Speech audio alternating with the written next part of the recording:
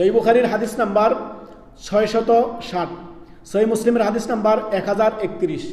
আল্লাহর রাসূল সাল্লাল্লাহু আলাইহি সাল্লাম বলেছেন, কিয়ামতের দিন 7 শ্রেণীর লোককে আল্লাহ রাব্বুল আলামিন আরশের নিচে ছায়া দিবেন। আল্লাহর ছায়া ব্যতীত ওই দিন কারো ছায়া থাকবে না, তাদেরকে সাহায্য করার কেউ থাকবে না।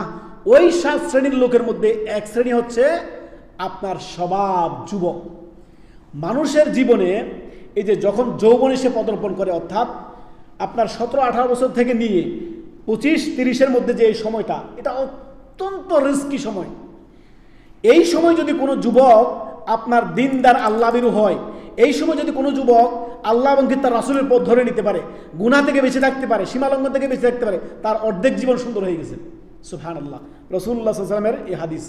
নবী সাল্লাল্লাহু আলাইহি ওয়াসাল্লাম বলেন, ওয়াশাবুন নাশাআ ফি ইবাদাতিল্লাহ, যেই যুবক তার যৌবনকে আল্লাহর রাহে কাটিয়েছে, অবাধ্যতা নয়, জেনাবে বিচারে নয়, হারাম নাজায়েজে নয়, সীমালঙ্ঘনে নয়, অন্যায় জেনাবে বিচারে সে তাকে স্পর্শ করেনি, সে তার যৌবনকে আল্লাহ যৌবন দিয়েছেন, যৌবনের শক্তি দিয়েছেন, এই শক্তি, এই কওয়া, যৌবনের এই তারণ্যকে সে রবের পথে লাগিয়েছেন, অর্থাৎ আল্লাহর ইবাদতে তার ব্যয় হয়েছে।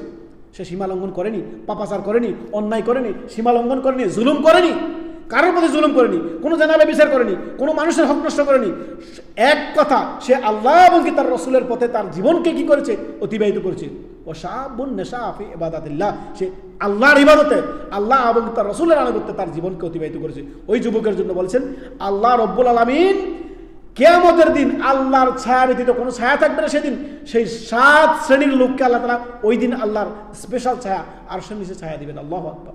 যদি তার যৌবনকে, তারণ্যকে সে ধরে রাখতে পারে। অধিকাংশ যুবক যুবতীরা এই সময়টায় আপনার খারাপ হয়ে যায়।